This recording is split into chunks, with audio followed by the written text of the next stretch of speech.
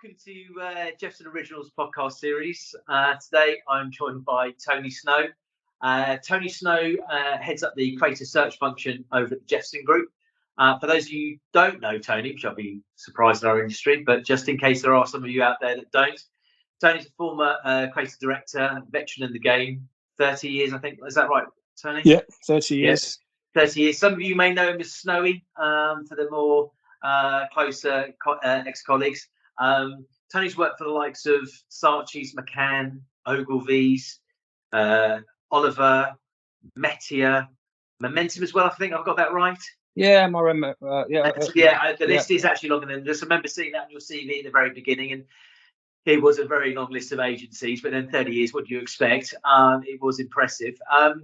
Today we're going to do a podcast with a bit of a twist, really. We're going to talk. We thought it'd be good for us to dive into Tony's experience within recruitment. He's been with us now for a year. He heads up our creative search function. His network is phenomenal. But we thought it might be a good idea to just share some insights on what it's like coming from one side across to the other. Some may call it the dark side. Some may just see it as a slight career change. But I thought the best thing to do is probably kick this off with asking my first question, really, to you, Snow, is why? Why did you make the move over after 30 years? Good question, Tom. And it's a question you can imagine I'm asked all the time by lots of surprised by a lot of, especially creatives. I think there's a couple of reasons why. I think the main one, the biggie for me, I wasn't enjoying it like I used to. Right now, you know, the world changes, life changes. I get that, right? But I think if you were lucky enough to maybe work in the 90s and the 2000s, even up to just 2010, whatever, I think it's a different world, right? And I actually don't enjoy it. I think too much has changed for me. Now, saying that, you'll have people who've just got an industry who absolutely love it. People like my daughter, who's a copywriter, who know no different. But for me, don't enjoy it. And again, there's a few reasons why that is, but let's just keep it not enjoying it as much as I used to. When we had the lockdown a couple of years ago, I honestly thought I'm going to hate working from home all the time. And again, the word I want to use here is context, because if it happened 20 years ago when I was at Saatchi's or one of the others, I would have hated not going in and being surrounded by some of the best creatives in the world, right? I think when the lockdown happened, you know, actually I was in a creative director role that I got through you, and managing from home. But for the first time, so for 30 years, I've been trains and tubes every day to London. And by the way, I loved my job, so it wasn't bad. But suddenly I'm thinking, wow, I haven't got to get up at 6 or 7 every day, jump on a packed train and tube and whatever. And I actually quite enjoyed it. Again, context, because so that was another reason. No more travelling every day, which was lovely. And then me and my partner Celise, we moved down to good old Tunbridge Wells, which we absolutely love. So I'm further away from London, and finally, so that was another one. And then the biggie is age. Right now, I know I don't look it, but you know, I'm 60 now, so I was 59 then. I've done 30 years, and you know, ageism has been, you know, we've been talking about it for a couple of years, especially on LinkedIn. You see it all the time. And although I was still quite busy, you know, up until making that switch, I wasn't as busy as I used to be. And when you get to even in your 50s, I got to nearly 60, blessed to still be working, but thinking ahead, I'm saying, well, how long am I really going to be paid to be a creative? And I think right now, and I will say this, listen, I'm 60, worst demographic, white male 60 is a creative. That's another podcast on its own, and I'm sure we'd have a load of people joining us. So if you add all of those up, it was like, do you know what? Let's have why don't we think about a little change? I still want to stay within the industry. Let's call my mate Tom up, and let's put a proposition to Tom, see what he thinks, and the dark sides, you know. And next thing on the dark side, your arm off, you know. So yeah, that in a nutshell is basically, you know, why I'm here, working for you, and as you know, it's a term of endearment, dark side. It is. I know we do jest about it. So here's an interesting one. So obviously you've been in the creative game for such a long period of time. We know you obviously how strong your personal connection are to other creatives. What did your creative mates think when you came over? and you had a shift? Well, good question. Do you know what? I when I spoke to you and we thought it could happen, I actually called some really good creative mates, Yeah, and I said, "Look, guys, just want to get an opinion here." yeah, And I thought a couple of them would go, "Come on, Snowy, you've lost your mind, right? Something's going on." But I've got to say, all of them were very, very supportive.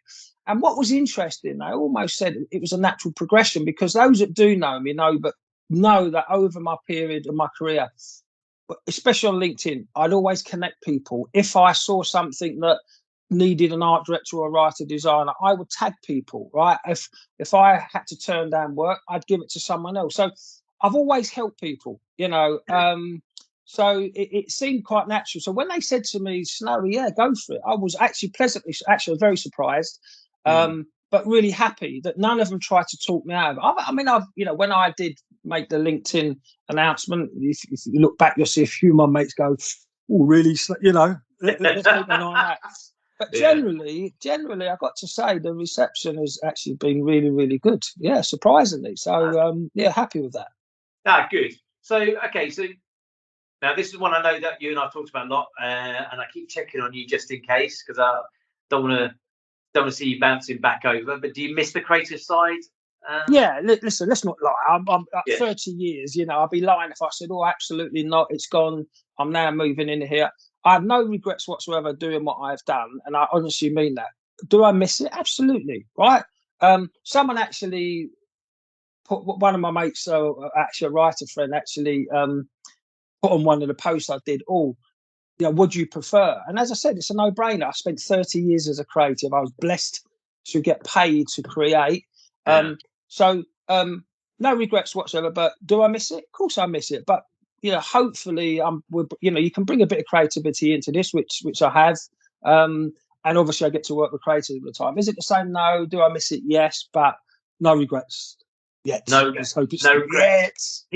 No regrets. You're committed now. It's on tape. That's it. I'm going to hold you to that one. So obviously, you made a change at the age of 59, as you said. I mean, was there? I mean, I was going to say, what were you thinking? What were you thinking? Yeah, well, I know exactly. What I think maybe you have answered this, but was there a longer term picture? Because you and I talk about retirement. We've done this for another time. You're right. We can talk about ageism within our space, as in within the marketing space. But for what you are now at the moment, I mean, do you see this as a career path for you till you do wish to retire, or do you think actually? I mean, what is your plan not to retire? I mean, could you see yourself doing this in an indefinite until even on a part time basis? Yeah, so another good question. I think making that change. Look, a lot of people won't make a change in their 40s, let alone 50s, let alone nearly 60. Right? Yeah. Those that know me, listen, I did freelance on and off for 20 years. I think I resigned from Saatchi's when I had 3 young children under the age of 2 with no job to go to. Right? I mean, obviously, I was confident in getting the freelance, which I did, but I'm a big believer in doing what you want to do. Right? Of course, you've got to be sensible, and I get that. Right? I'm not saying if you've got to be married with kids and a mortgage, just drop everything. You've got to think about and plan it. But my attitude is slightly different to a lot of people, and I'm a massive. Listen, we recently I've had 3 people I know die. Right, young. Right, and we know life can just go like that. And for me, I got to a point where I added up everything, and one of them was financial. One of them was I love work and I don't want to give it up. You know, the considerations of me changing, as I said to you, what we call it, ageism, things have changed. I want to carry on working. I need to work for another 10. You know, I can't afford. You know, I've still got a mortgage. My divorce many years ago was my mortgage, and so I still have that. But the most important thing for me is I'm not afraid. For me, if you've got a dream, and I don't want to start getting down there, I've got, turning this into something else. But for me, I'm a big believer. If you have a passion, if you want to do something, and as long as you think about it and plan it right, I don't mean, like I said, have 4 kids, a mortgage, big mortgage, and wife's not working, and just drop everything and go and travel the world. I'm saying, if you've got something you really want to do, then go for it. And that's my attitude to life. And anyone that knows me will tell you that. And I'm happy. I used to love freelancing, not knowing where my next job's coming from. Yeah. So that's me. So, on this thing, I'd say to anyone, look, if there's something you really, really want to do, seriously, go for it. Yeah, I love that, and that applies to, I think, any career path. And you're right. Keep in consideration your personal Of circumstances. I love course, of that. course. So okay, coming back into the weeds of it all, then is recruitment what you expected it to be like? Yeah, no, I know the answer to this, but go on, do yeah. Well, do you know what? The truth is yes and no. I've been connected to recruiters for most of my career. I mean, most of my work did come direct, but I got to know a lot of recruiters very well. Yeah.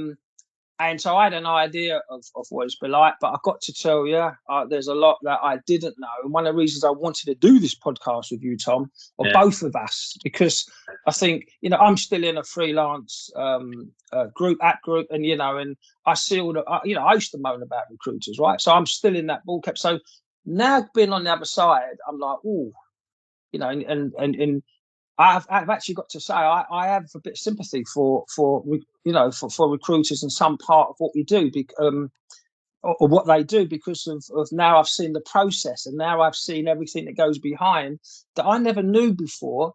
Now I really appreciate it, and maybe at the end of this, everyone, or maybe I want to get the creatives actually to go, I didn't really know that. So yes and no is the answer to that, and hopefully we can cover a few bits today that actually I think will help creatives in the way they think about recruiters.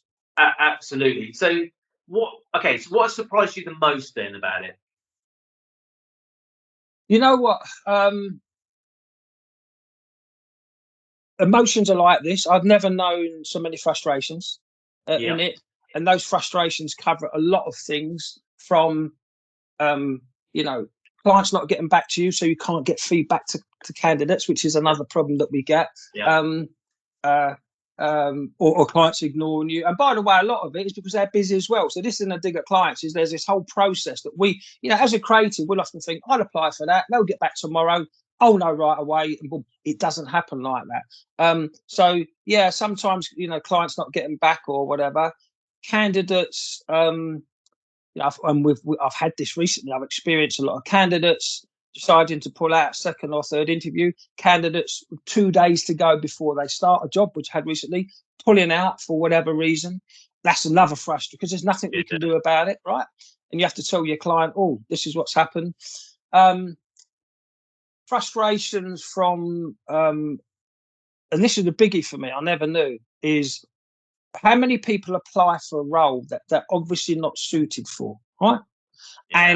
And I'm going to blame, actually, one of the problems here, and if there's any other recruiters watching this, I think they probably agree, the LinkedIn Easy Apply is the worst culprit, because what happens is 2 presses and off your application, got no thought in it.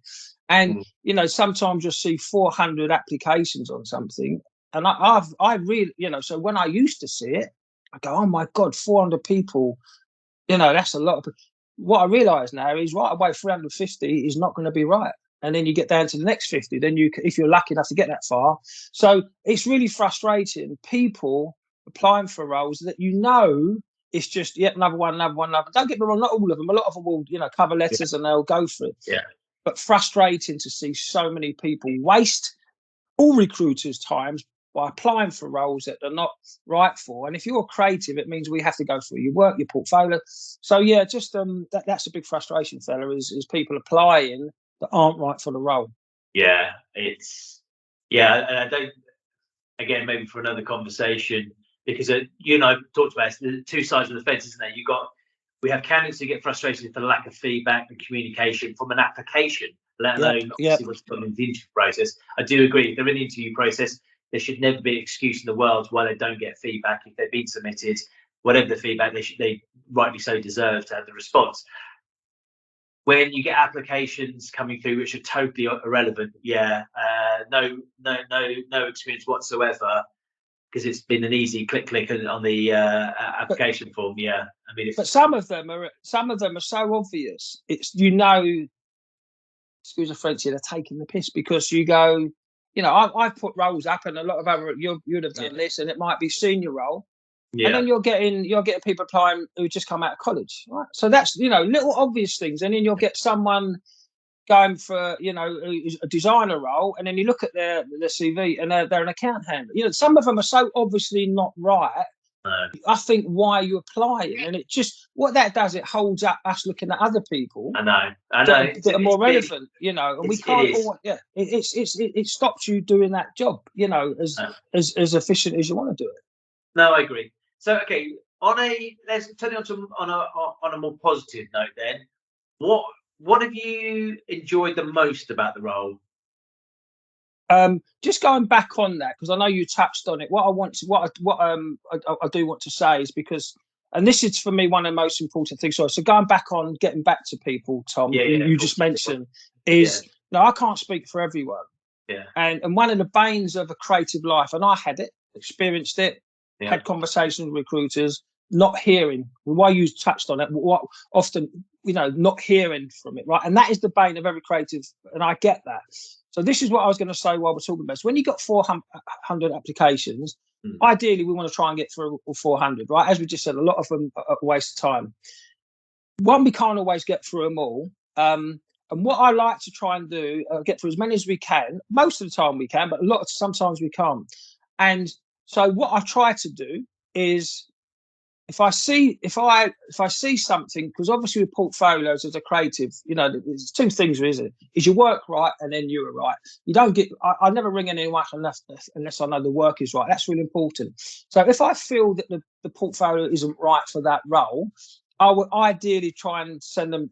You know, we've got a letter come to Jefferson saying, you know, you haven't been successful this time. So I'll always try, as much as I can, to at least get back to them. Right, so not always right away. But my rule of thumb is those that I contact and I call up, hey, Tom, you've applied for this. Let's have a chat. Right. Yeah. If I've made contact with you, and most of the time when I rung someone up, I thought they're right for the role, and I've sent them in. I absolutely guarantee that I will get back to you. And now I sometimes have to wait for the client to give me feedback, and sometimes that can be weeks. And in the meantime, I will say, hey, Tom, still waiting. But my rule of thumb is if I make contact with you, then I promise you 100% I will get back now and give you the yes or no. In an ideal world, I would get proper feedback from clients, and I can say, hey, Tom, this is the feedback.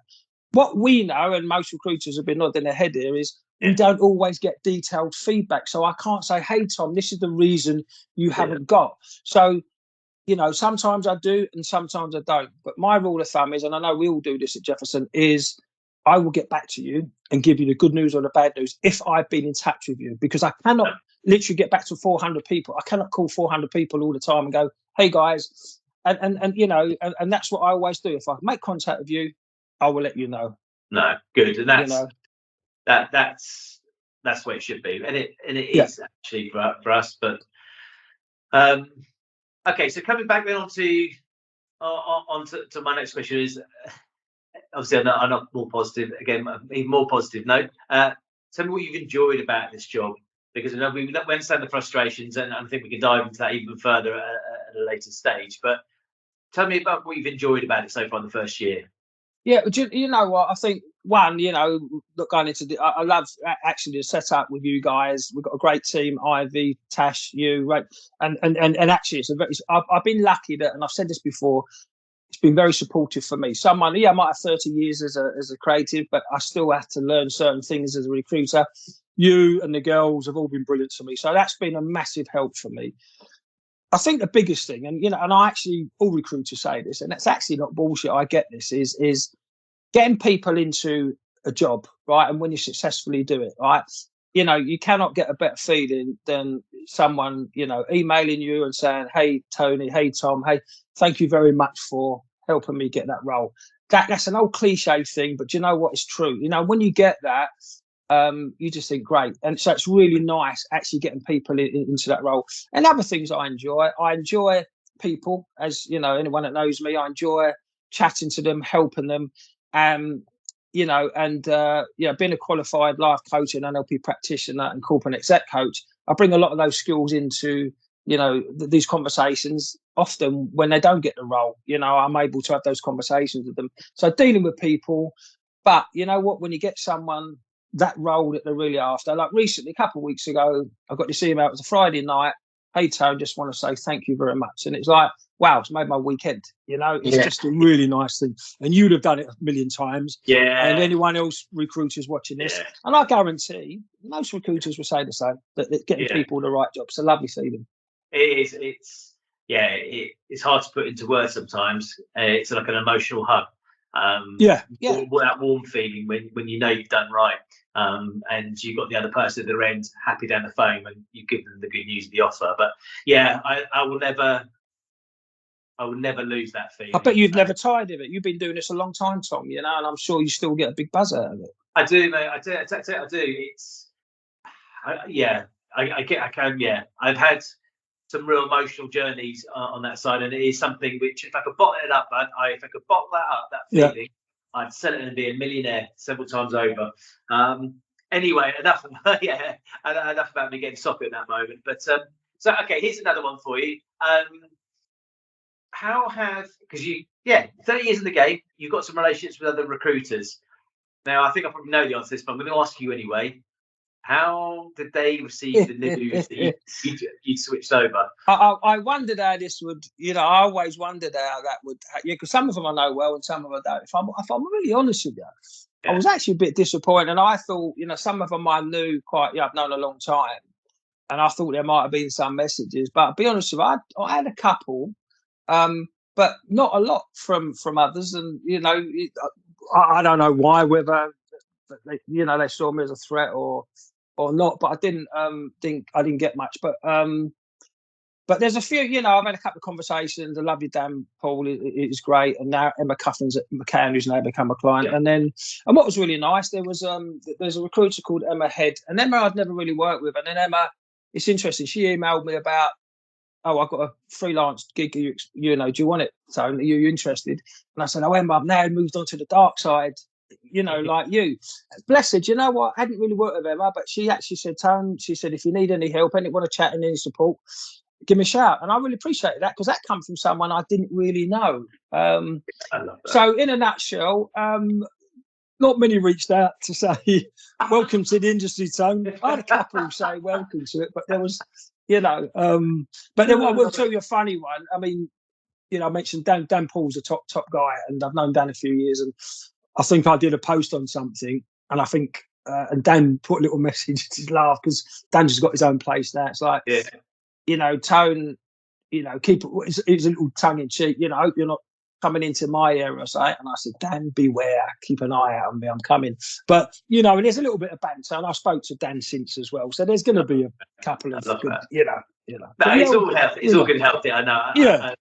I do love that. I did wonder. I was just curious for the interesting question, really. So another one for you. Probably going to a bit more. This one I know is awkward for you, but I like putting you on hot spot, as you know.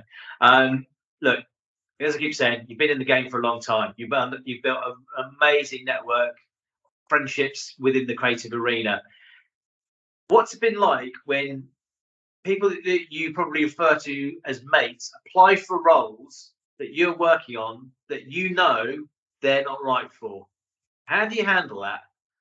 You know what? Originally, I was a bit worried about that, because I thought, because I knew it was going to happen right away. Because as you imagine, when I made that announcement, everyone, Tone, we've been in touch. So I was a little bit worried. But if I'm honest with you, those that know me know my values, and I've had to tell quite a few of my mates so far when they've applied for a role, they're not right, and I've told them why.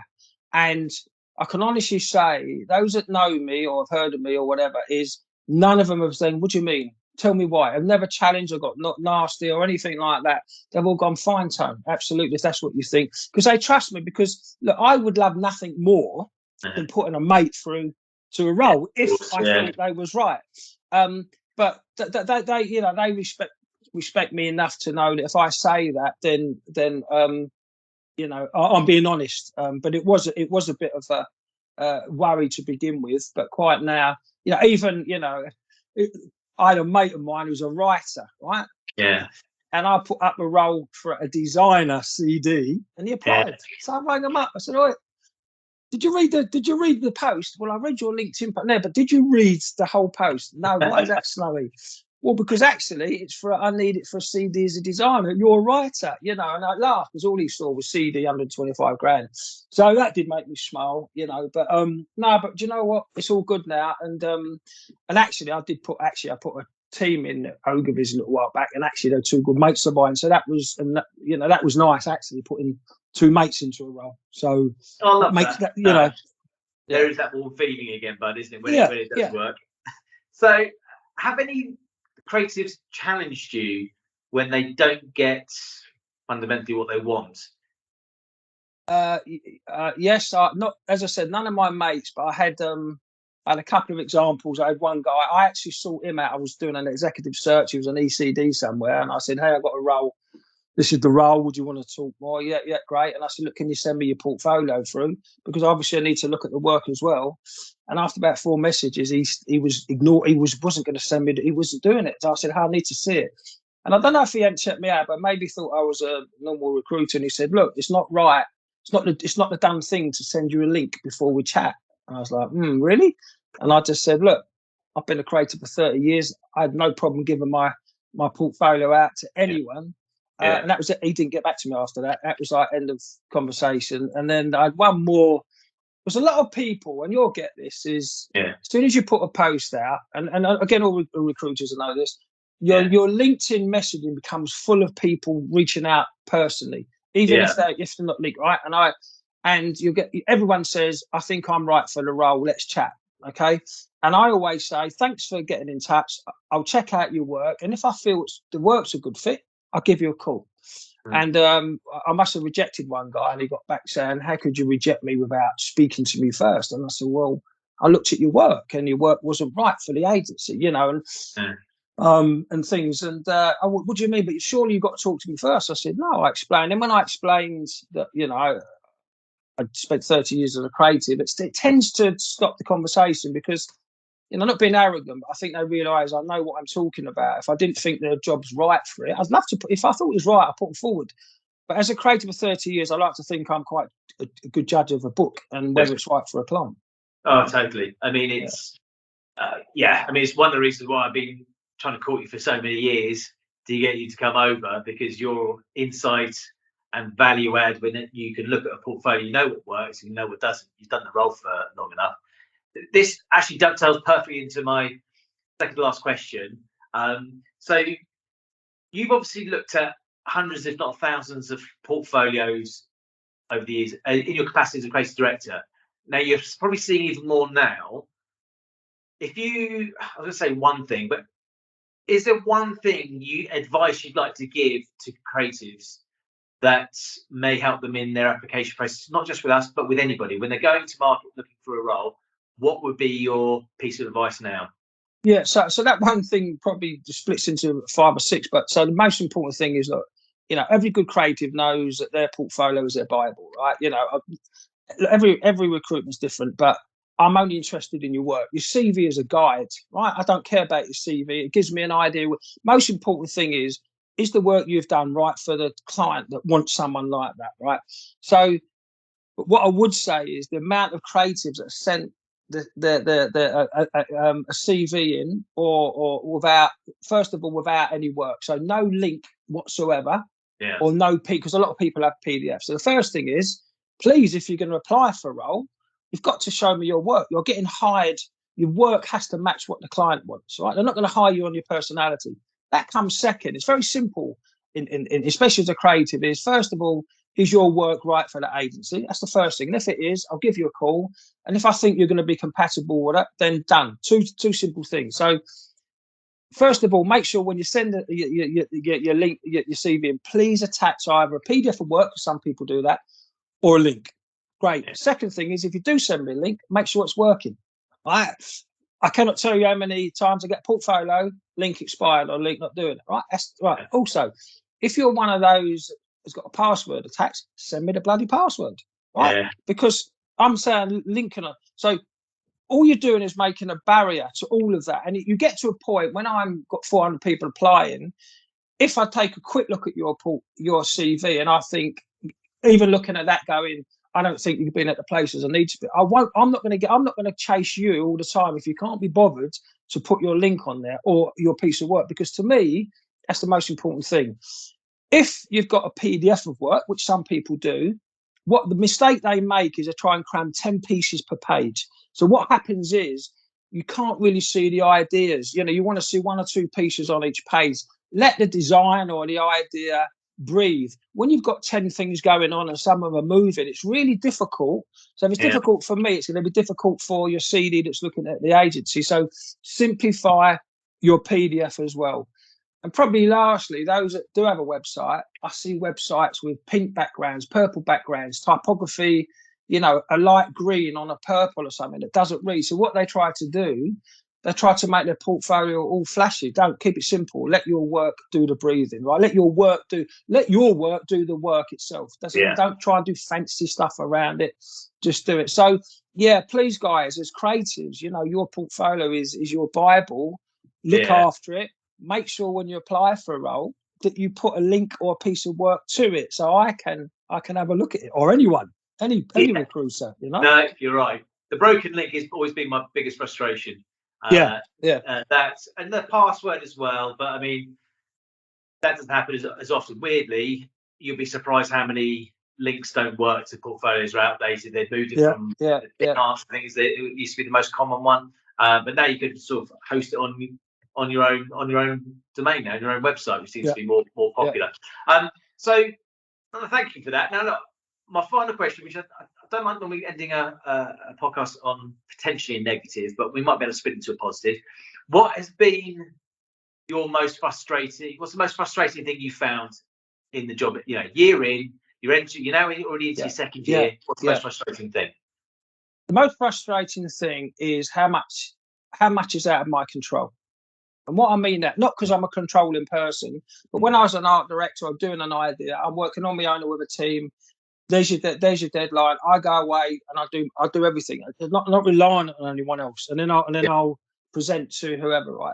The problem with this is you can only, as a recruiter, you can only do so much, and then that's it. It's out of your hands. So once you put that that candidate through, whether it's creative or client services, it's down to them. There's nothing you can do to them. It's frustrating. When going back to what I said earlier on, when a candidate just disappears, nothing I can do. When a candidate pulls out, nothing we can do. When a client doesn't get back to your feedback, as much as we try. So it does challenge my value. And this is probably to sum it up. This is what I would say. It's really hard because we live by our values and our beliefs, but most important, our values. So my values have always, Tom, you put me forward for a role. My values would have been, if for some reason I didn't want it, I'd call you and tell you. I wouldn't disappear. If for some reason, right? So my values, if I want to pull out of a job, my value says I'm going to call you first. If I think it's not right, my values say I'm going to let you know.